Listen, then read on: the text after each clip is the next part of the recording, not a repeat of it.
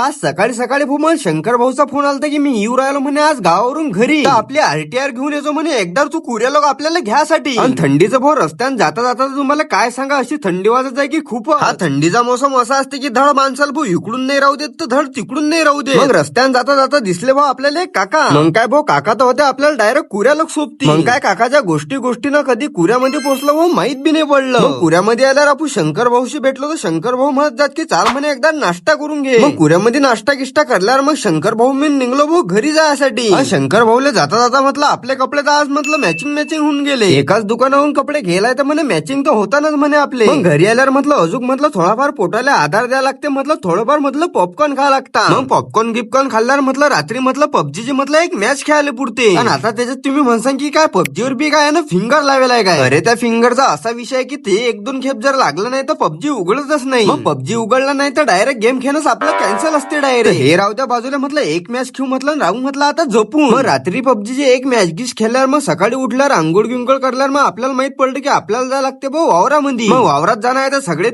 पहिले आपली 470 घरी आहे की नाही. म्हटलं जमलं 470 तर आपले घरी आहे. मग काय भाऊ सीधा येऊन टेकलो डायरेक्ट वावरामध्ये. आणि वावरात तर भाऊ मी तसं काही येऊन राहिलो तर आज पण मला डायरेक्ट हायकोर्टामधून डायरेक्ट ऑर्डर होते. हायकोर्टातून म्हणजे आमच्या घरून भाऊ. आणि घरून आपल्याला हे आदेश आलते की हा गवतीच्या जाणं आपल्याला घरी घेऊन. तसा तर भाऊ मला मायनं गवतीच्या फक्त मला उसाकच सांगेला. तरी मी नाही एवढी मोठी पेंडी बांधल्यावर मग निघलो मी घरी जायसाठी. चला मग आजच्यासाठी एवढंच, मग लवकरच भेटू पुढच्या ब्लॉक मध्ये.